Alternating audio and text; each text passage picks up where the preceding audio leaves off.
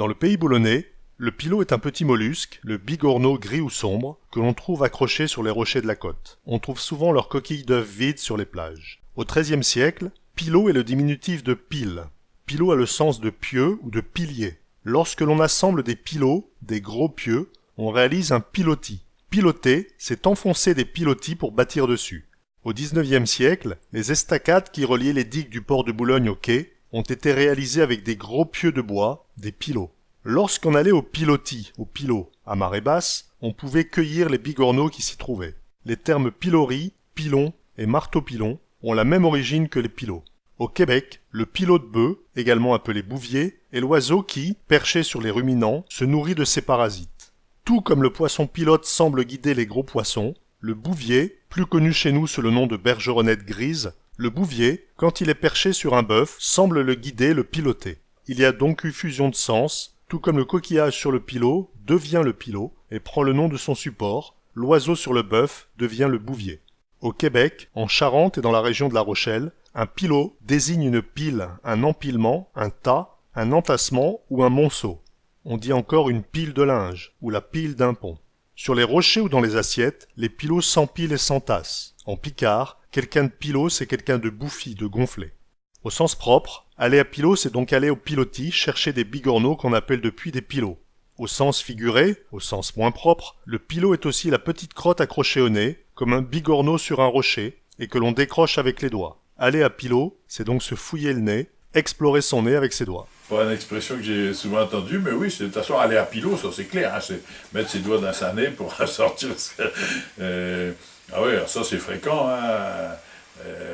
On dit, mais regarde, on t'a bien vu, toi, hein, t'as l'eau à pilot, hein, parce qu'il a aussi un dos dans sa nez. Hein, souvent, quand on suit un auto, on dit le gars devant, il a rien à pilot. Ah, tiens, il va à pilot, et le maire elle est haute. Non, il est parti à pilot. C'est marée haute. Il se met les doigts dans son nez alors que ce n'est pas le moment. Par exemple, devant tout le monde ou pendant une cérémonie. C'est pour le moment d'aller à pilot, et le marais elle est haute là. Betty, c'est pour le moment d'aller à pilot, elle mère elle est haute. A l'inverse, il y a des moments où on peut aller à pilot plus discrètement. Lui, il va à pilot, le maire elle est basse. Il va à pilot, le mère elle est basse. Il met ses doigts dans son nez en pensant que personne ne le regarde. Il est parti à pilot à marée basse, dis. T'en reviendras avec des pilots quand t'as ta cul. Tu reviendras honteux, comme un enfant qui a la crotte au cul. Tu seras défait, gros gens comme devant. Cantave veut dire chanteur. Les pilots cantaves, les bigorneaux chanteurs, sont les gros coquillages blancs en forme d'escargot, connus sous le nom de bulots, buccins ou vigneaux. Quand ils rintiquent, quand ils rentrent dans leur coquille, ils chassent une petite quantité d'air et émettent un petit son qui pourrait faire croire qu'ils chantent. De plus, comme tout gros coquillage, si l'on porte les gros bulots à son oreille, on entendra résonner un son sourd assimilé au bruit de la mer. Ah, c'est toujours le truc qu'on fait correct avec les petits éléphants, puis ça marche tout le temps. Hein, on crie dedans, puis on le met à snorel. Quand il est vide, hein, on crie dedans, puis on le met à snorel, puis on dit on entend la mer. Bah oui, c'est. Mais ça marche toujours. Hein. Moi, je l'ai déjà fait avec mes petits éléphants au bord de la mer. On a trouvé Corban des pilots cantais, là. Et qu'on avec les cailles vides, on dit écoute, on entend la mer. Bah oui, ils l'entendent. Et là, dans le temps, moi, quand j'étais au Margot à Étapes, c'est vrai que souvent, les matelots, ils ramenaient des gros cantets ou des gros. Là. Alors moi, je l'ai vu ramener, j'ai un copain qui en a encore un à la maison, ils étaient de cette taille-là, hein, énorme. Hein, c'est plus alpéqué dans le nord, comme ils disaient, plus d'alpéqué des gros. Et, bon, c'est quasiment immangeable, ça fait un bout de chair énorme. Hein. Et moi, je n'ai qu'un à la maison que j'ai scié en deux. Hein, donc, on voit tous les spires à l'intérieur. Donc, plus il était gros, plus c'est impressionnant, plus c'est beau, quoi. Il paraît qu'il y a des pilots à droite et des pilots à gauche, en fonction du sens où c'est tourné. Et c'est pas le même espèce. Mais bon, c'est un petit détail, scientifique qui saurait peut-être en parler, mais c'est pas sûr. Hein, des pilots cantais, là, des gros, là, disons des cantais, hein, à Étapes, on parle de cantais à viande et de cantais à pâte. Un cantais à pâte, c'est au des Bernard l'Ermite. Hein, en fait, Bernard l'Ermite, ben, il s'accapare d'une carapace pour se mettre dedans. Hein. Donc ça, c'est des cantéos à pâte, puis les cantéos à viande, c'est tout vraiment le gros cantéo, hein, le buccal, là. Hein. Et puis, ben, il y en a tout plein, il y en a encore tout plein ici au Large. Hein. Et puis les bulots. Les bulots, c'est un cantéo, mais un peu plus petit. Hein, c'est ce qui se commercialise le mieux, parce que les autres, ça fait un gros bout de viande à manger d'un seul coup. Et on a un Batiao ici qui fait un bulotier. Alors, c'est un copain qui l'avait racheté, hein, Sainte-Catherine-Labouret. Et c'est surprenant parce que, n'ont jamais pensé, c'est tapissé de bulots à certains endroits, au large de Calais, entre Calais puis le Vergoyer, il y a des bancs de pilots énormes. De bulots du moins. Là. Et, alors, c'est un métier fort dur, hein, quand il a repris le bateau, il avait 1800 casiers à l'eau, 1800 casiers sur le bateau. Ces petits casiers ronds. Et puis bon, il a arrêté parce qu'il a trouvé que c'était un boulot pas trop marrant. Il a repris un autre bateau. Mais le gars, il y a un gars qui continue à le faire avec ce même bateau, là, et ça se vend bien parce que ça sert pour les plateaux de fruits de mer, ça sert tout ça. Et j'ai regardé sur Internet tout ça, la manière dont c'était pêché, les vidéos, il y a des vidéos qui montrent ça, c'est vrai que c'est un métier dur. Et on exporte 60% de la vente de bulots en France, on est obligé de l'importer parce qu'il n'y en a pas assez en France. Alors qu'il y a des bancs énormes, mais c'est un métier assez dur à pratiquer, puis pas nécessairement trop rentable pour le bateau. Ils mettent du poisson pourri ou même du poisson ordinaire. Hein. Alors c'est tout un système parce que c'est des filières qui remontent, ils sont tous attachés l'un avec l'autre, les trucs. Donc le casier il remonte, le gars il vide, il le met sur le côté, pendant ce temps-là, le temps qu'il rabatte, il a mis son poisson, et puis le casier repart aussitôt. Hein. Donc c'est un métier le copain qui avait racheté le bateau, là, il dit t'es 8 heures sans arrêter à remonter, à redescendre des casiers. Hein. Et par contre, Boris Dizot, on arrive à faire une semaine sur 2 jours. Hein. 2 jours de pec, il dit, c'est une semaine, après il faut les trier, il faut les rincer, les laver, tout ça. Mais disons que c'est un travail de titan, au moment que le temps qui remontait, là, il dit t'es quelquefois 8 heures sans arrêter. Hein. Alors c'est marrant parce qu'ils en font 3-4 kilos par casier à chaque fois, hein. C'est énorme. Hein. De façon très vulgaire, il s'est dégorgé le pilot signifie pour un homme, il s'est désengorgé les bourses.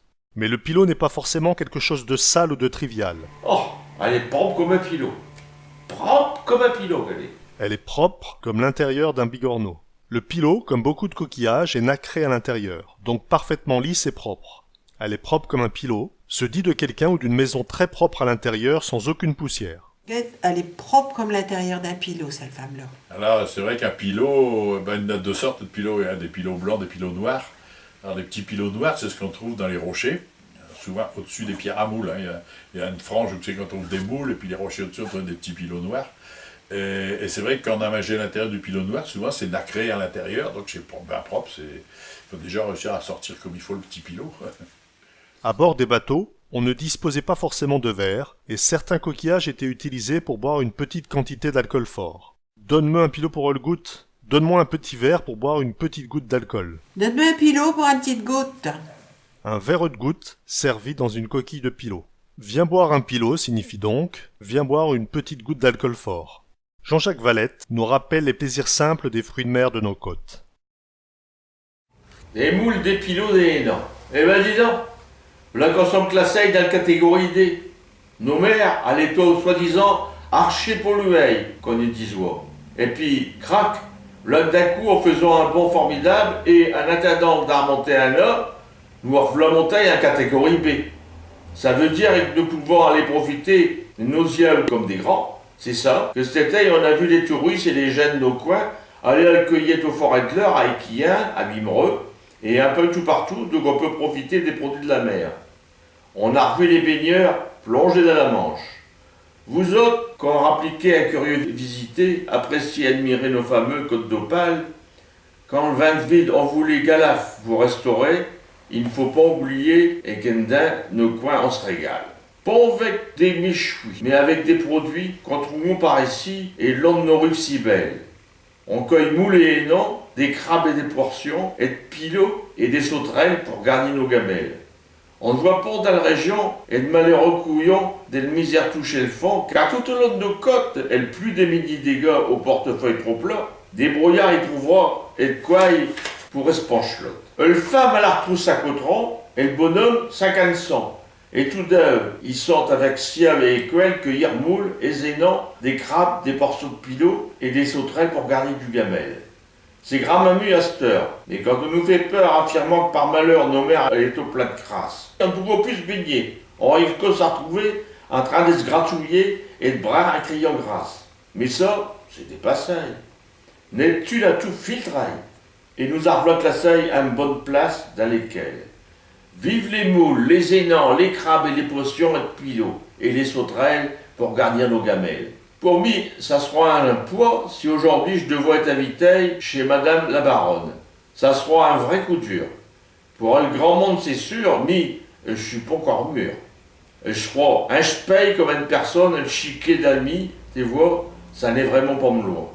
Mais je lèque mes doigts les fruits de mer dans les couelles.